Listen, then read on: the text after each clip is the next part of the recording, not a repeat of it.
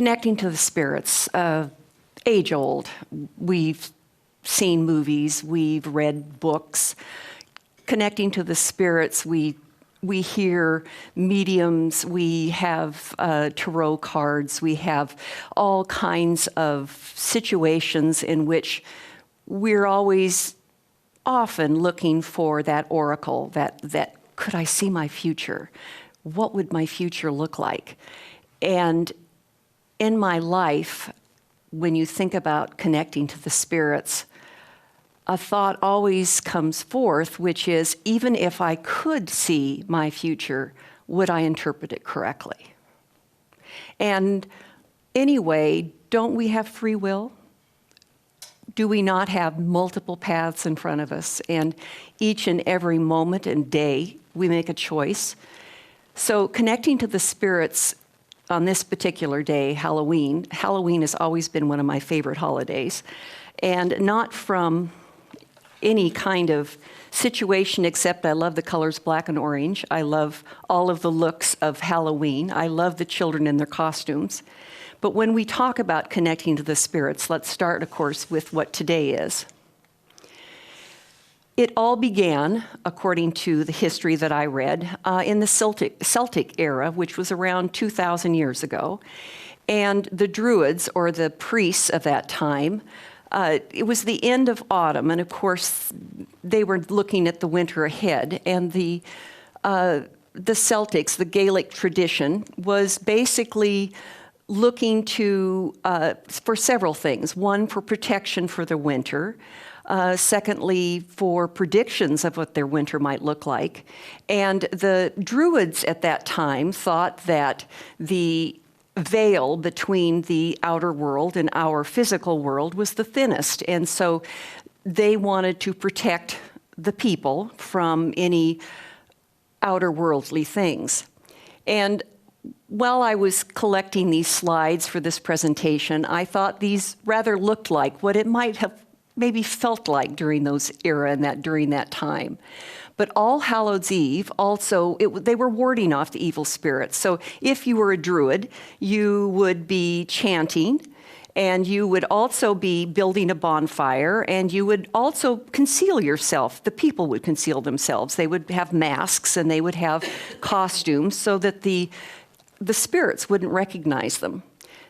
Then they would also, this is where they think the beginning of this trick-or-treating began, was because they would ask for fuel for the fire, and they would ask for food.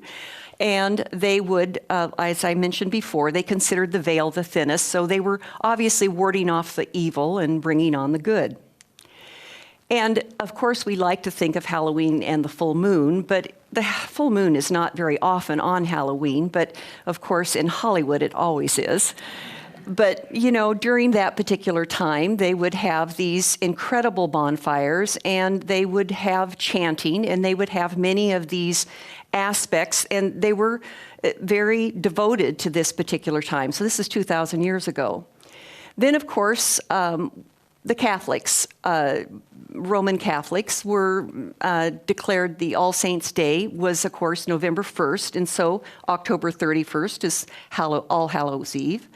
And the All Saints' Day is basically honoring the martyrs of present and the martyrs of past. So I thought these were two rather nice little representations of what probably occurred. In 46 AD, the Roman Empire actually overtook much of the Celtic lands, and they also brought their festivals to light. And one of the festivals happens to be for the goddess Pomona, who was represented by the apple, which is why bobbing for the apple. I thought that was kind of a fascinating little fact. Then the Catholics and the Celtics emerged. They kind of drew together and created the current Halloween for that particular part of the world. And of course, it began our current Halloween traditions. And before we get into that, it was kind of interesting, but in the 9th century is when the Catholics and the Celtics actually combined the two of them. But when the English came to America, they were very strong Protestants, and they did not bring Halloween with them because they considered that not a hallowed day, but a evil day. So actually, Halloween in America in those early years was celebrated in the South, the southern part of the states, wouldn't be states then, but Maryland and on south. It wasn't until the early 19th century when the Irish, it became, of course, Celtics, then Ireland, the Irish potato famine occurred, and the Irish came to America in droves, and they brought their Halloween tradition with them. Thought that was a little bit fascinating. And then in the early 1900s, we in America adopted Halloween as a community spirit, and this is when, of course, we began the trick-or-treating and the costumes. And of course, there's always Hollywood and all of what Hollywood has done with Halloween, and the theatrical seance, which is always an interesting thing. But I've always thought the trick-or-treating it's just Halloween is for those adorable children in those cute little outfits, dreaming about what they may or may want to be. And it's obviously, again, when we think of Halloween, we think of the moon, we think of the jack-o'-lantern, and in that whole idea of Halloween, then let's move on to the next obvious topic, which would be the spirits and bringing the spirits to us, or at least recognizing who they are. So before we begin, there's just three premises from my perspective that helps me in terms of this particular talk. We are an ever-evolving universe. We are responsible for our actions. And there's both a seen and an unseen world. And before we go any further, I'm 67, and I began at 7 probably recognizing that there were things that other people didn't see. And I've been very lucky because I was raised in a Theosophical family, and I was nurtured by an incredibly wonderful group of adults. Now, my peers did not know I could see. This is very difficult. You have. My feet were in two camps, and my friends might say something to me that really wasn't true, but you have to respond to their words, not their action. But I wasn't alone. And in that particular beginning, I had many wonderful people who helped me develop and understand these skills. I've often thought if I were raised in another kind of family, what would have occurred? Well, if it was a strictly religious family, I probably would have become, knowing me as a personality, I would have become silent until I finally found a home. But I was lucky. I didn't have to. I could be open with adults. It wasn't with my friends. You do understand that, period. But I could be with adults and with many adults who were very influential. Dora Kuntz was very influential. Her brother, Harry Van Gelder, was my mentor. And in Portland, Anna Berkey and the Follins and the Clemens, these were all very powerfully connected people, very learned in theosophy. They just understood things better than I did as a child. And so as I was developing and working with these people, I became more comfortable wearing two hats. So for me, this isn't a debate of whether it's actually there or not. For me, it's just always been there.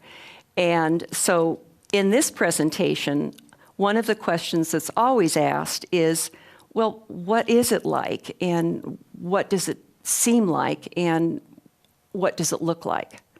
So I have never seen a color in an aura that cannot be represented in nature.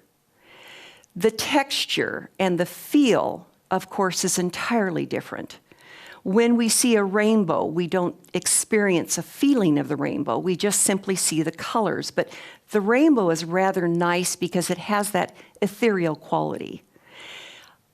Not in my lifetime, but in some lifetime, there will be a way to measure people like me. And there will be a way to measure all of us in a slightly different, but we haven't developed the technology. I mean, think of how X-rays happened and MRIs and all of these medical diagnostics that certainly didn't happen in 1900, but certainly are very present today. Well, I'm too old to say that it's going to happen. Well, you never know, I suppose. Some very bright person might find the right technology that will be able to see what I can see. But for this presentation, when we talk about colors, and when you think of colors, think of the rainbow. And also recognize that we have, as you have read in literature, we have a fingerprint. I am not only this physical human being, but I also have an aura. I have a fingerprint of an aura. The aura is ever changing because the aura that is the most obvious is the emotional one. And we have only so many emotions. And I'm sure in the beginning I was a little gray. And so but it's ever present and it's ever changing. And Dora Kuntz has a wonderful book on the personal aura that's in the library, or probably still for sale, that has wonderful plates. But when you look at the plates, remember it's ever changing like clouds. It's ever moving.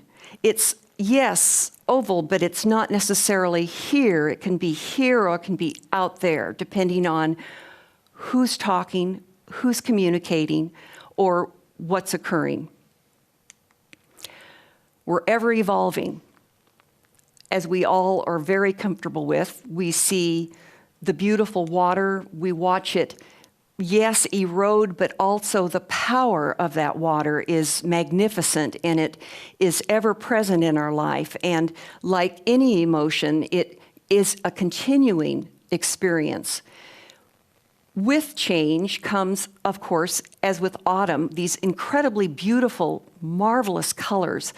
Red in autumn is absolutely gorgeous. Red in an aura is not so gorgeous, but it can be represented. You can see that brilliance, but it doesn't make you feel good if you're next to that bright red because they're probably pretty mad. But the red in the slide is as good as I can get, but it has this just beautiful hue of reds and orange.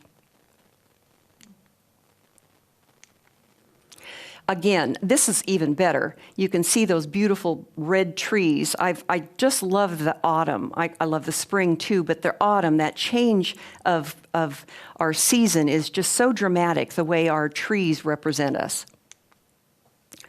I like this picture because as you have seen pictures of angels, or devas as I've always called them, they always have this lovely look about them. And I like the look of this particular slide because it gives you the concrete idea of what would their veil look like if we called it a veil.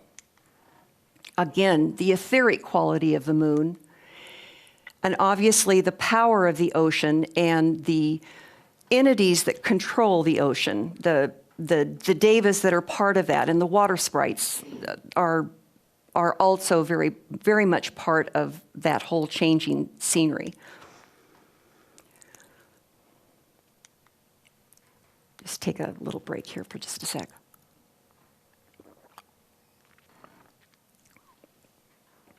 I like this particular picture because this happens to be a lovely snowy day on the mountain skiing. And the beauty of this particular scenery for me was not just how the white was represented, but how just the etheric quality between the land and the trees and the snow, and that incredible pristine feeling as you're in there. And I'm sure you've all experienced some form of this.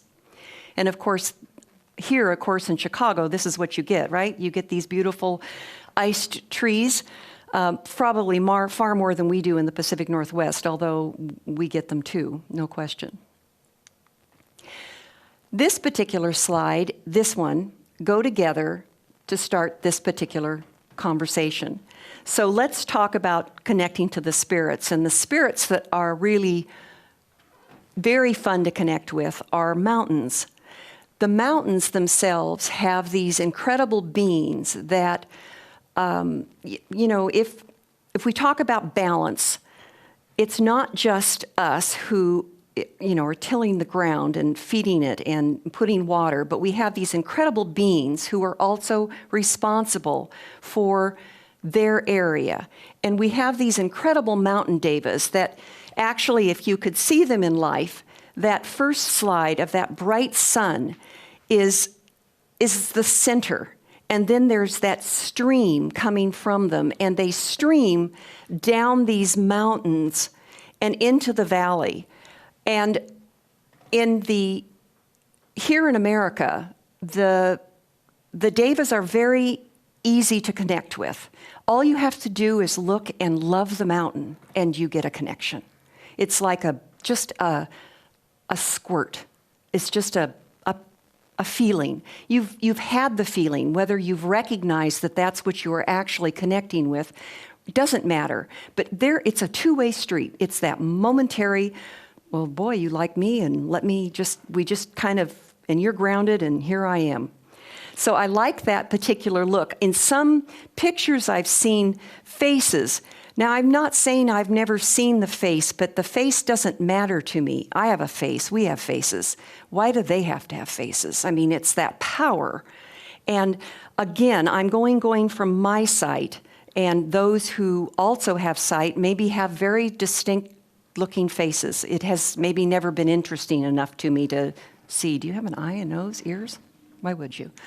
So again, more mountain pictures, because there isn't anything quite in my life more powerful. And of course, we live in the Pacific Northwest, and we have that beautiful range, the Cascades, and the beautiful mountains connected with it. This mountain, of course, is close to home for me, because this is Mount Hood. And this was the first deva I really connected with, because I'm a kid, and I'm learning about what I can and can't see. And here is this beautiful mountain and this incredibly friendly deva, and has this beautiful feel and this beautiful look and this beautiful apron, or yes, for lack of a better word, but just this beautiful clear into the valley.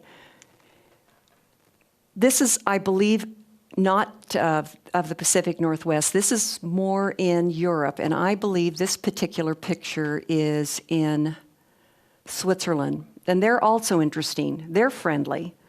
They're really powerful. I think it's just because, who knows? I don't really know. I don't know that part of the history. I'm not privy to it. I don't understand that part.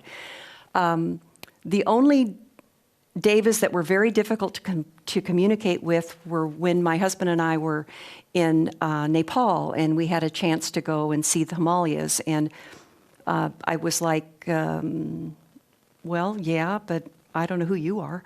So, it was like I was very timid and didn't attempt to make any further they just weren't very friendly.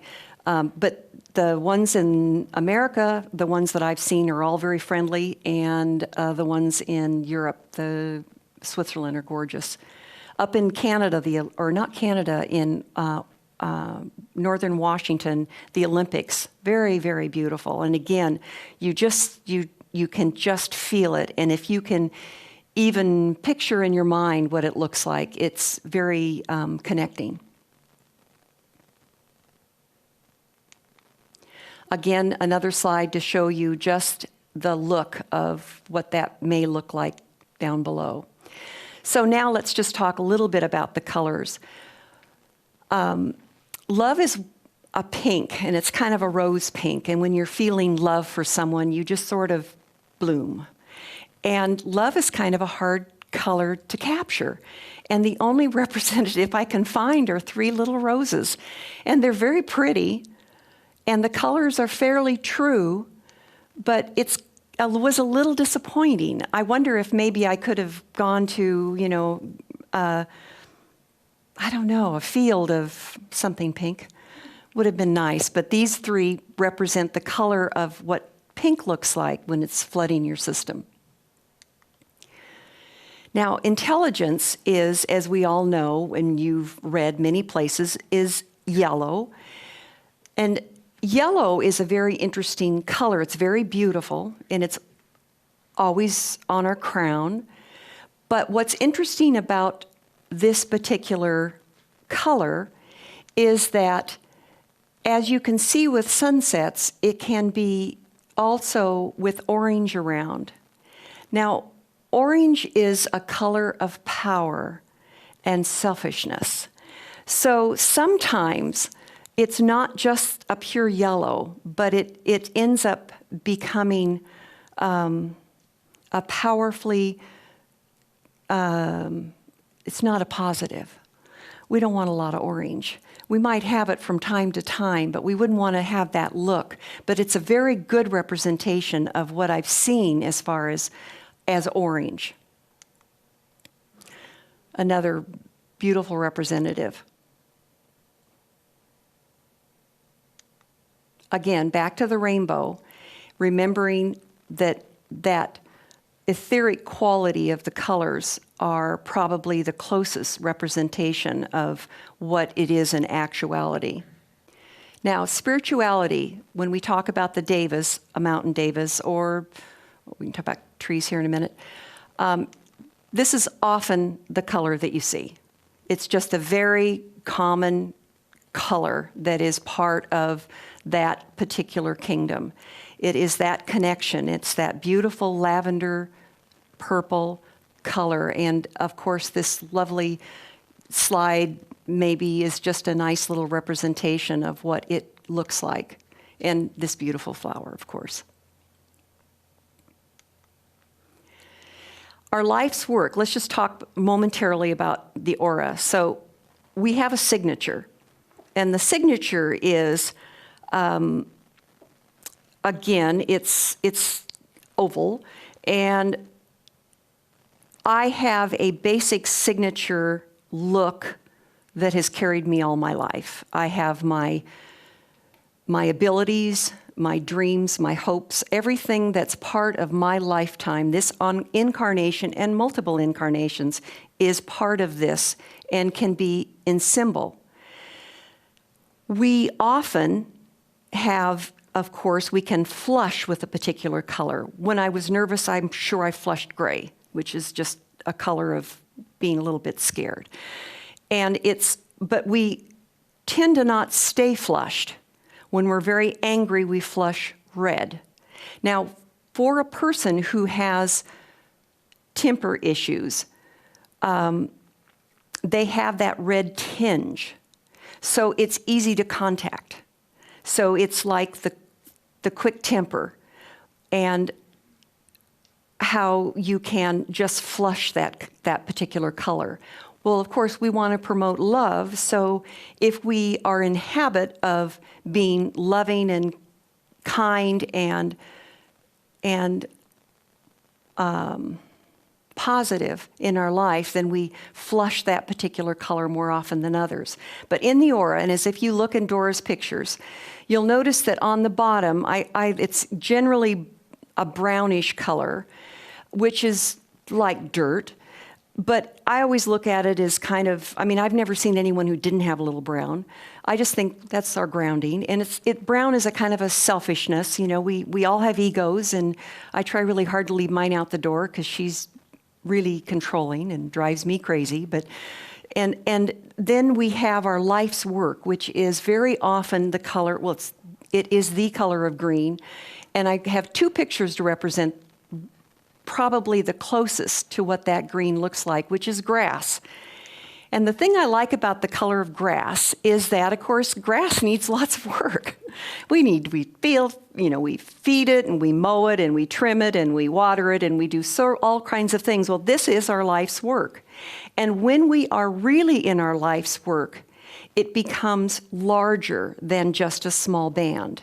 It becomes, and as I'm talking with people who are telling me maybe their life's goal or their dreams or what they're working towards, I can tell by the color shift whether or not, hey, that's the direction they need to go, because it's just like this, it just comes up.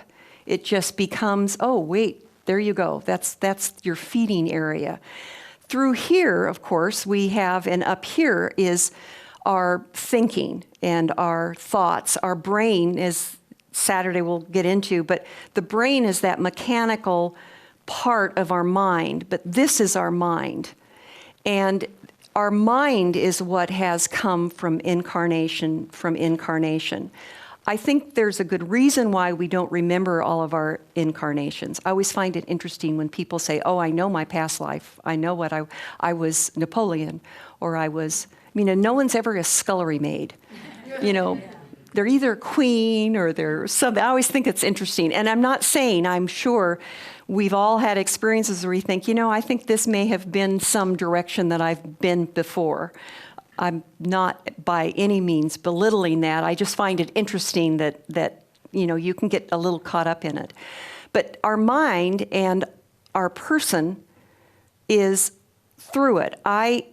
My goal this lifetime is that this person, Robyn, next lifetime can pick up where she left off. That maybe some of the struggles that I've been through in this life, because I'm just as human as everyone else, that I have learned from those struggles, and that some of those I can let go. I don't have to deal with that struggle again. And so maybe if that's a scar in the aura, because sometimes we can have scars. When we have deeply emotional, painful things, you scar. You don't just scar here, you scar. And as you heal, as you get beyond that scar, it actually heals and isn't as apparent as it is in the beginning. So life's work, green, that's the middle part. So down below, brown, grounding, keeps us on the ground, makes us kind of who we are. Up here, we're etheric, we're in meditation, or we're in prayer, or we're chanting, or we are someplace out of self. We are selfless out here.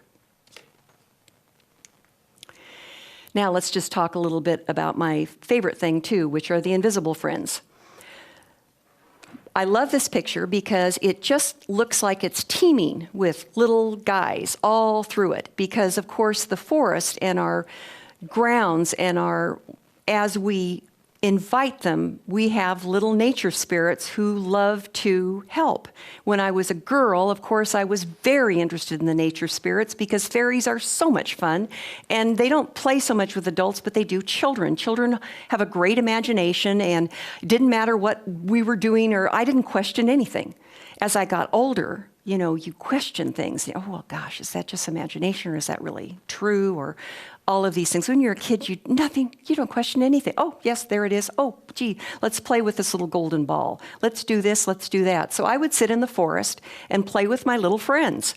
And they would be, the fairies were flitty and cute and like small little versions of, well, no, not the Devas. The Devas are very serene. Like little light sparks. Again, I don't remember them having faces. I don't remember looking for faces. But little marks.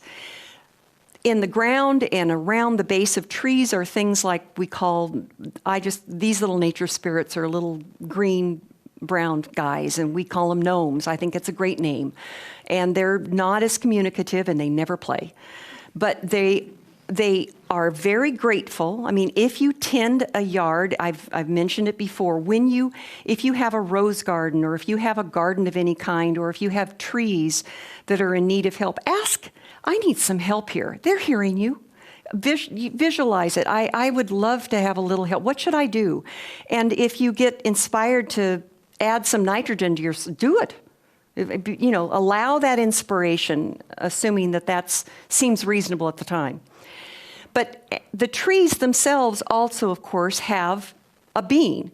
And when the beings, like in the redwood forest, I'm sure if you've had any experience in going into California and gone into that temple of trees, is there anything like that in the world? It is the most serene, gorgeous feel to those incredible beings that have loved and nurtured these trees for hundreds and hundreds of years. So nature spirits, they're around us. They are enthusiastic when we're enthusiastic, and they love it when I would follow my father when he was mowing the lawn and take the leaves or the grass clippings off all the flowers, because that's what they wanted me to do. Oh, get those, they can't move the grass clippings. They can work around them, but they can't move them. So I used to, do that, or with my father. Again, teeming with activity. It just gives you that feeling of serenity. We've all been in that place. We've all been in that position. Nothing like, of course, we have water spirits also, and water spirits are with clean water. When we have pollution, you don't see them and don't feel them as much because they can't work with it. I never been to a spill, and I can't imagine how horrible it must be. But I've been to Vancouver many times, and Vancouver, British Columbia, is very, very beautiful. Around Stanley Park, it's quite beautiful, but it's so polluted that beautiful water just doesn't have quite that feel about it. But this looks very pristine, and I bet if we were there, we would probably feel them or sense them or see them. And again, I'm representing this as that clean water and the water spirits that are associated with it. And of course, then you'd have your spirits taking care of the green, and it's teeming with activity. And of course, then we have the spirits that are in the sky and in the weather and whipping up a storm. I mean, I don't think they think it's a bad deal. I think that's just part of their job. I know it's destructive and we're not liking that, but if you realize that all of this is a balance, you wonder sometimes, okay, so what was that balance for? What did we need to balance in that? When Mount St. Helens erupted, it was a very interesting experience, and it erupted, probably 35 years ago. Because about 35 years ago. And I remember at the time I was very interested. So what came out?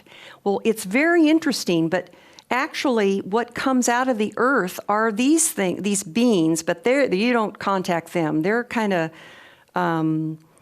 very earthy, and I don't think they've communicated. I didn't attempt it. It just didn't look like something I'd want to attempt. It wasn't negative, it just wasn't, up there in the air. So there must have been some reason and some balance that Mount St. Helens needed to lose her top. She's pretty again, but poor thing doesn't have a top.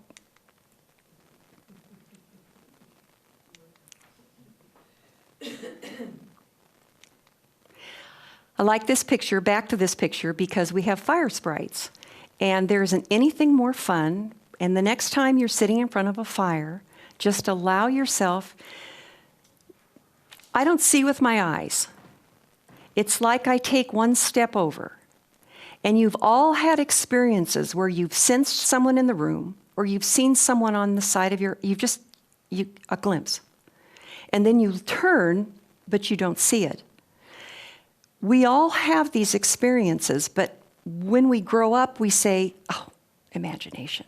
Well, I say, it's not. It's there.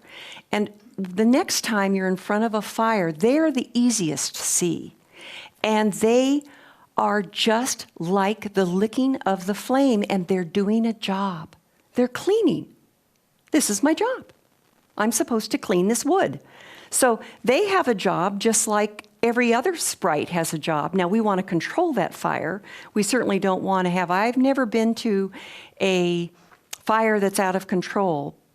I don't know if I'd want to, but I wonder what the sense would be. I mean, would they be in glee that we're really cleaning? I don't know. But I know the little guys, so I'm talking about controlled fire. The next time you have it, and of course you're getting into winter, allow yourself, just don't judge. Just sit. Take a breath. Bring a calmness to you. And just allow yourself. Is there anything here? Just allow yourself. If the fire is burning, we're talking natural fire with wood, not the gas fireplace, the natural fire with wood. Try it and see if you won't go away thinking, oh, I think maybe there might have been something there. Artistic expression is often in the color of blue-green, so, the artists among us, not quite the blue-green I would have wanted, but close.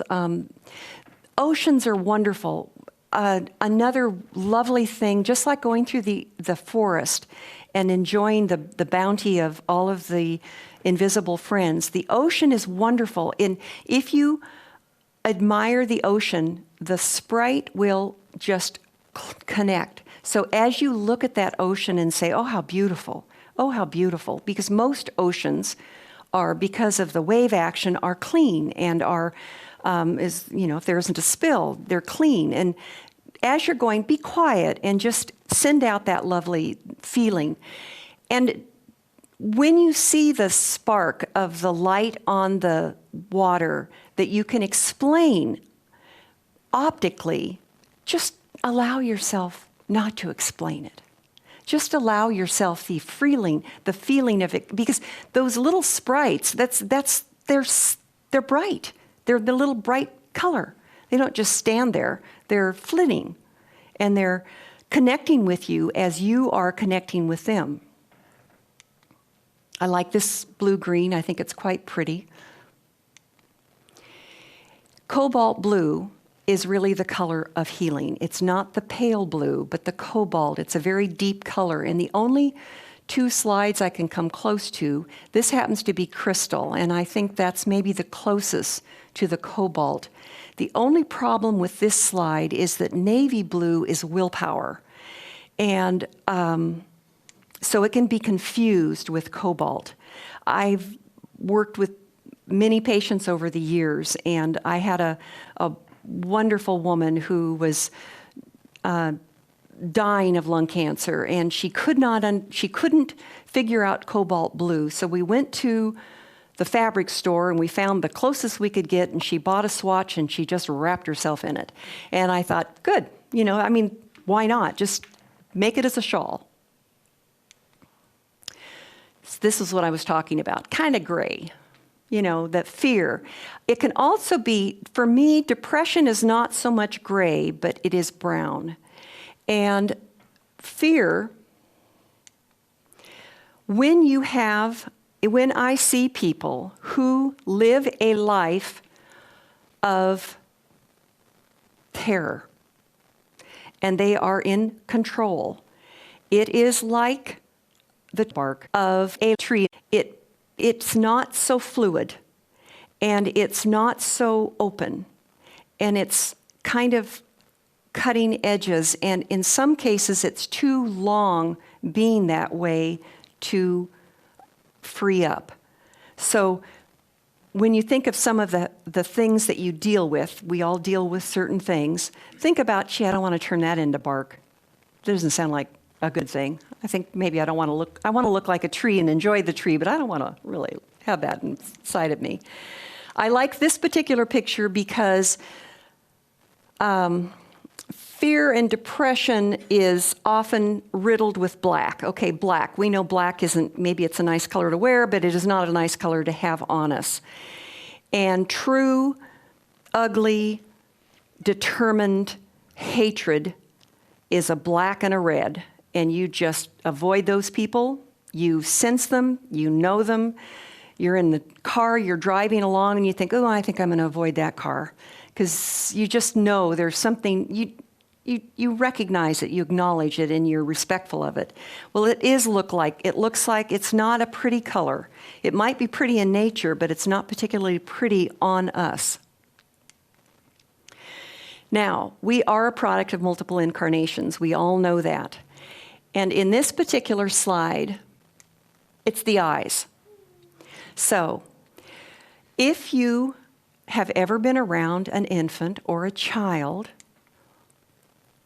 they always are looking at you directly. And what they are doing is they're saying, who are you? Who are you to me? They never stop looking.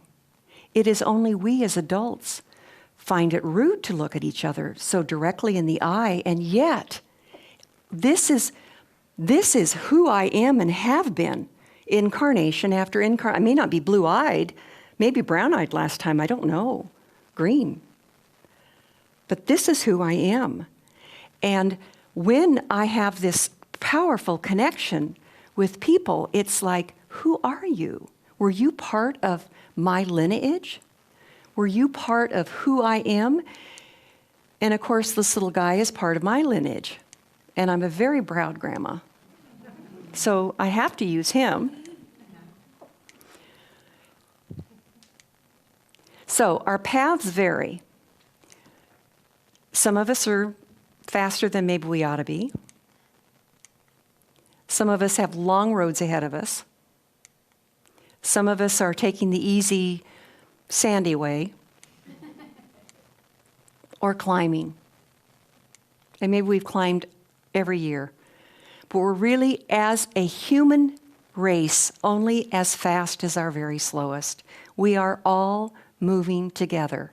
And it behooves us to be kind to our friends and our unfortunates, and to be helpful to those who are of the have-nots. Because maybe we were a have-not last time, and maybe a have came along and gave us something: food, shelter, clothing. We, as a society, are honor-bound to help others. And in my world, it is just a given. I believe, in my heart of hearts, we as human beings are in service to each other. So I always think of the bike race. Well, you know what? I'd be at the back. So just to end on this note, and then to open up for questions, I'm sure you must have one or two.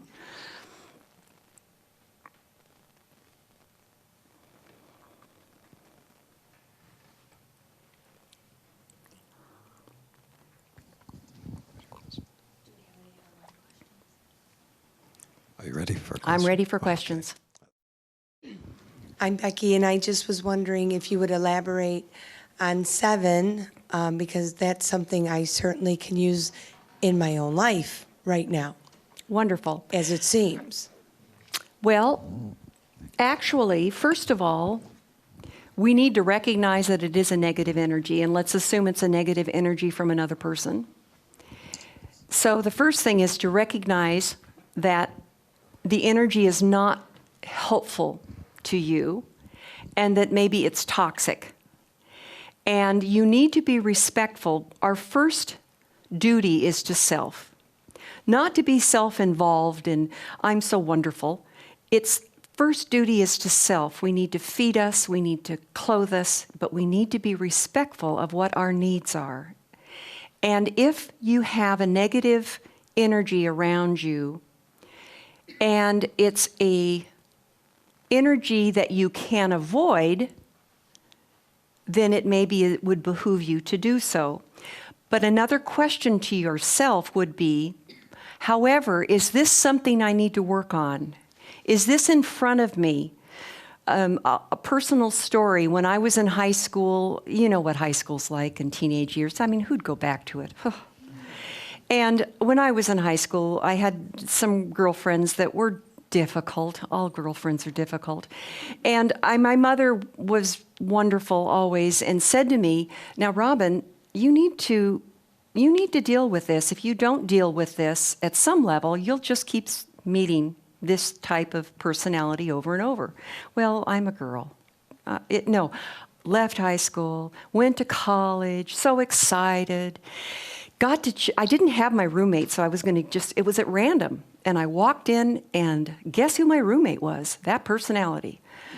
And I remember that it was just like my mother saying it, and I thought, I've never seen the personality again, so I must have dealt with her. So that's the question. Is this a personality, or is this a negativity that is something that is repeating itself over and over? If it is, then maybe it is yourself helping you through something difficult, maybe not just this incarnation, maybe another one. Or the other question is this also a time that I need to finally say, no, be gone? There are people in our lives that are toxic, and we have to be respectful of ourselves and know we've all had people in our lives that we think, well, okay, I've done as much as I can. I'll come back again. Maybe we don't have to be this or that to each other. But I can't go any further with this one because it just makes me sick. So you have to do a little analysis and then be respectful. And then in your quiet time, whether you use meditation or whether you use prayer, I always advise everyone to have at least 20 minutes a day that is just a quiet moment of centering, and then ask the question, is this good for me or not?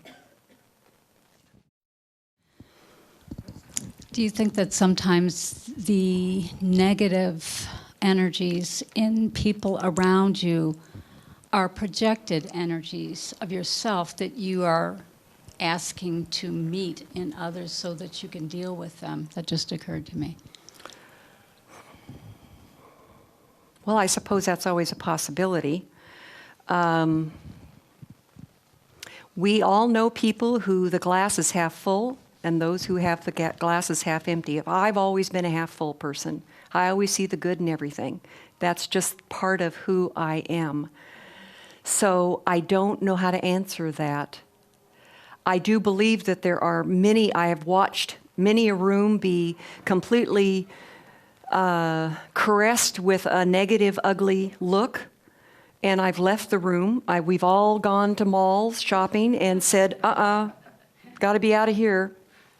Or my parents used to take me to churches when I was a little girl to see if there was a deva associated with the church, which was always interesting because, interestingly, most of the Catholic churches, yes, but not all churches do. And it was very interesting, the feel of the church when there was a deva associated and when there wasn't. So negative energy, I just would like to think that's not true. I don't think so. I think maybe you've just bumped into some negative, or maybe negatives are attracted to you because you're so positive and they want that to make them feel better. You know, that's the case too. You know, there are people who are just naturally attracted to you because they somehow just talking to you, they feel better about themselves. Maybe they're struggling with something. And that's okay for a little bit, but not like full time. But at the same time, you're saying that we only go as fast as the slowest of us. What about the ones who are very negative, who are going very slowly? What do we do about them? You're saying get away from them. Well, maybe you can't help them, but maybe someone else can. I mean, think of Mother Teresa. Look at the work that she did in her lifetime. Look at some of the people, okay, she's a name that we all know, but we also know people who run shelters who work with very distraught human beings, mentally ill human beings, and they just have that capacity of absolute love. Well, maybe you're not one of them that has that capacity to just embrace and to help.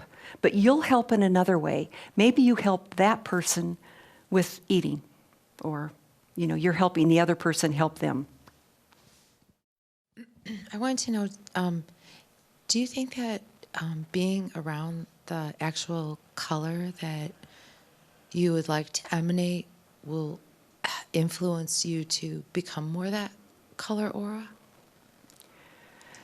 I'm not sure I'm understanding. Are you? So what I'm saying is, like, if I need to be healing, if I would be around the more purple things. Oh, I see. In Yes. a sense, I mean, well, would that connect you to be drawn towards that? Why not? Why not? If I were in a health crisis, I'd probably have nothing but cobalt blue. I'd probably have every article of clothing of cobalt blue. I'd probably have cobalt blue sheets. Why not? Why not? It would help me. I'm trying to ground. Yeah, that's all right. Why not? Hi, my name is Juanita. And could you say a couple words about ESP? Well, extrasensory perception is either sight or sound or sense. Extrasensory perception, quite frankly, is among all of us. We all have varying forms of it. Some of us have convinced ourselves that we don't have it and are going through life maybe a little bit looking like a log, but we all have it. It is the recognition. I've had 60 years of working with it, so I'm very comfortable in the world, and I'm very comfortable with identifying what is my imagination and what is true. So it is a perception that we are born with, and it is a perception that we develop as children, and as we are raising our children, we are helping them become very sensitive to the world. So extrasensory perception for me is being an incredibly sensitive, nice person who is picking up on all the markers. Whether you want me to speak with you, whether you want me to acknowledge you, or whether you really want me to just be quiet and to just slide around a corner. When I, started talking openly about what I could do, which has really only been not that many years, I remember a good friend of mine who said to me, "Oh my God, you can see auras," and he was just like turning that gray slate. I said, it was a lovely man too, and I said, "This is your personal mail. I don't impose. If you ask me and it's appropriate, I'll be frank and open with you, but this is your personal mail. This is our personal mail. This is who we are, and we are respectful of it." And I love that. Dora said that many, many times, and I love that feeling. So ESP, it's personal, but we all have it. Does that answer? Sort of. Okay. I was wondering if you could talk a little more about the images of being in a forest or a woods or mountain area, and how you connect with those essences. How I connect is that if I'm with someone or with a group, I just isolate myself so that I don't have any talking, and there's no music, and there's only just the quiet of the ocean or the trees. I meditate. I also chant. I have several ways. I have prayer. It just depends on the moment, on what I need. And the whole point between the prayer or the chanting or the meditation is to center self and be out of my personality, be out of the blah, blah, blah, blah, thinking.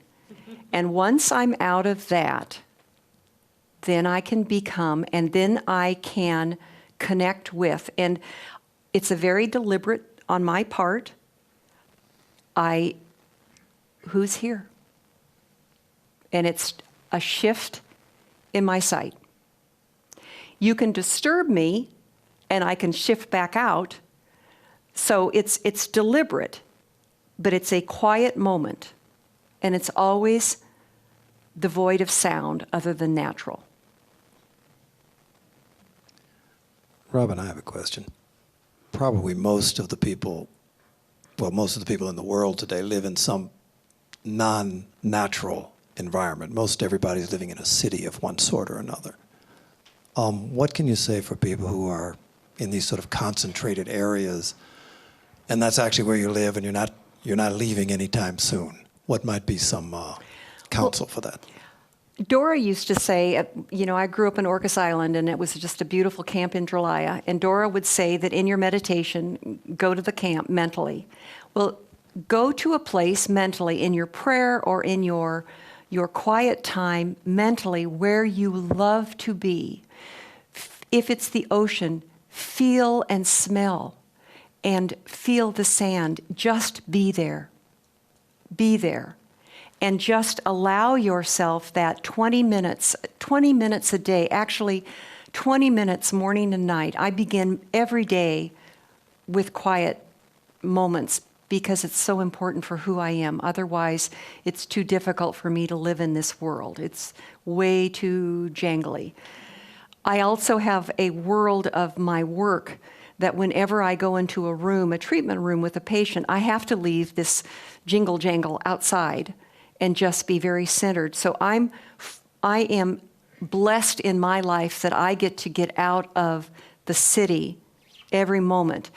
You can get out of the city in your mind with listening to incredible music. If you're riding the subway, if that's part of your commute, I would have in my little ears, I would have earbuds that gave me music that inspires me. You know, that music that just transforms you, that you just relate to whatever it is that they are presenting, and it just transforms you to the mountains or to the sea or to a lovely mountain cabin, some place that you have created.